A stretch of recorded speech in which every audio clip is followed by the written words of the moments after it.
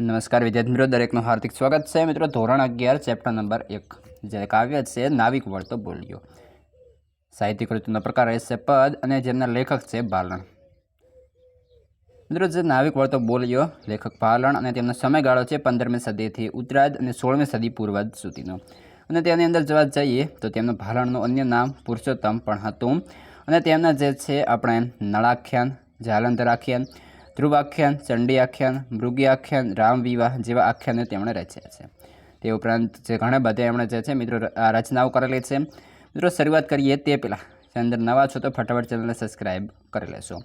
તો મિત્રો, સૌપ્રથમ જ્યારે સૌથી શરૂઆત કરો ત્યારે આપણે શબ્દાર્થ જો લખીશું તો સારો એમ રહેશે. તો શરૂઆત કરીએ છીએ શબ્દાર્થ. તો સ્વામ તો સ્વામીનાથ, ચરણે તો ચરણ, પગની રજ ધૂળ. અહલ્યા એક પૌરાણિક પાત્ર, ગૌતમ ઋષિના શાપિત પત્ની. સહી ખરી સાચી.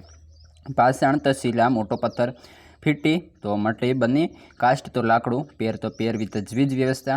વિશ્વામિત્ર તો એક ઋષિ એટલે કે રામના ગુરુ. પખાલો તો પખાળો અને ધુવો.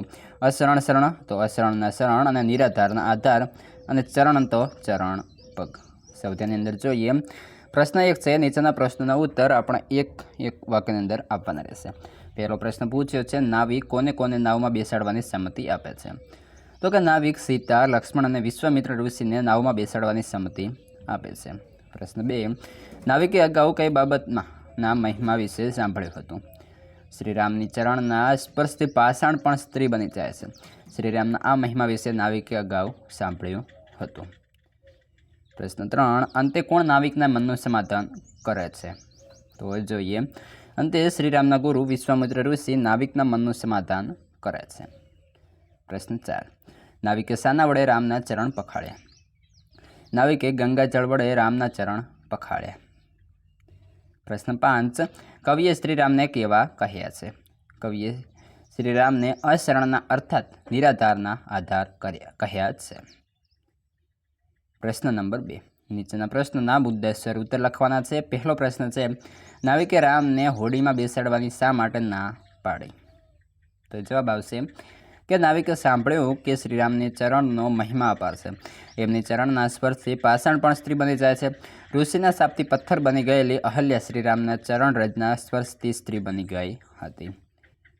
આથી નાવિકની મૂંઝવણ એ હતી કે એની હોડી ભલે કાષ્ટની હોય, પણ કાષ્ટ હોય કે પાષાણ બંને એક જ કહેવાય. એટલે જો એ શ્રીરામને પોતાની હોડીમાં બેસાડે તો શ્રીરામની ચરણના રજના સ્પર્શથી એની હોડી સ્ત્રી બની જાય તો શું કરવું?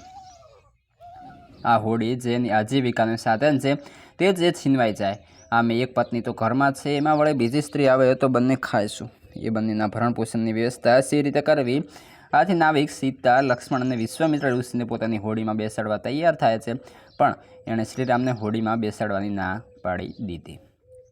પ્રશ્ન 2, નાવિકે શું વાંધો ઉઠાવ્યો? નાવિકે એ વાંધો ઉઠાવ્યો કે પોતાની હોડીમાં શ્રીરામને નહીં બેસાડે, કેમ કે એમની ચરણ રચના સ્પર્શથી એની હોડી સ્ત્રી બની જશે અને એની આજીવિકાનું એકમાત્ર સાધન છીનવાઈ જશે. વળી એક સ્ત્રી તો ઘરમાં જ છે અને વળી બીજી સ્ત્રી આવે તો એ બંનેને જમાડે સી રીતે? એ બંનેના ભરણ પોષણની સી વ્યવસ્થા કરે? આથી નાવિકે રામને હોડીમાં બેસાડવાની ના પાડી. પ્રશ્ન 3, નાવિકની મૂંઝવણનો વિશ્વામિત્ર શું ઉપાય સૂચવે છે? નાવિકના વાંધાનો વિશ્વામિત્ર એ ઉપાય સૂચવે છે કે નાવિક શ્રીરામના ચરણ ગંગા જળથી પખાળે, જેથી એમના ચરણમાં સહેજ પણ રજ રહે નહીં અને એની હોડી સ્ત્રી ન બની જાય. પ્રશ્ન 4, નાવિકે રામના પગ કેમ પખાળ્યા? તો નાવિકની વિમાસણ દૂર કરવા વિશ્વામિત્ર નાવિકને રામના પગ ગંગા જળથી પખાળવાનું સૂચવે. નાવિકની વિશ્વામિત્રના શબ્દોમાં વિશ્વાસ હતો, આથી નાવિકે રામના પગ ગંગા જળથી પખાળ્યા. પ્રશ્ન 3, મુદ્દાસર નોંધ લખો. નાવિકનું ભક્ત હૃદય. નાવિક ભોળો હતો, તે શ્રીરામનો પરમ ભક્ત હતો. ગંગા નદી પાર કરવા એની પાસે શ્રીરામ, સીતા, લક્ષ્મણ અને વિશ્વામિત્ર આવ્યા.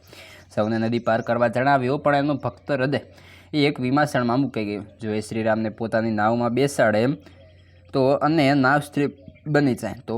કેમ કે ઋષિના શાપથી પથ્થર બનેલી અહલ્યા શ્રીરામના ચરણરજ સ્ત્રી બની ગઈ હતી. એ પ્રસંગ નાવિકે સાંભળ્યો હતો. એની આજીવિકા છીનવાઈ જાય એ એને પરવડે તેમ નહોતું.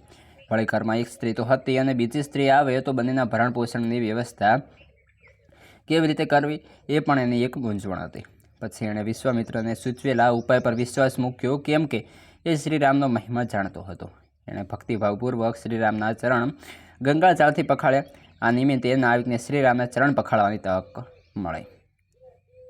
પ્રશ્ન 4. નીચેના સામાથી શબ્દોને વાક્યમાં પ્રયોજે તેનો અર્થ છાયા સમજો. પાષાણ તો પથ્થર. તો અહલ્યા નામની સ્ત્રી પાષાણમાંથી સ્ત્રી થઈ હતી. ઋષિના શાપથી અહલ્યા પથ્થર બની ગઈ હતી. બીજું, ચરણ તો પગ. હરિના ચરણ ગંગાજળથી ધોઈ લીધા અને શ્રી કૃષ્ણએ સુદામાના પગ ધોયા. કાષ્ઠ તો લાકડું. તો હોળી કાષ્ઠની બનેલી હોય છે અને લાકડાનો ઉપયોગ ફર્નિચર બનાવવા થાય છે. 4. જળ તો પાણી.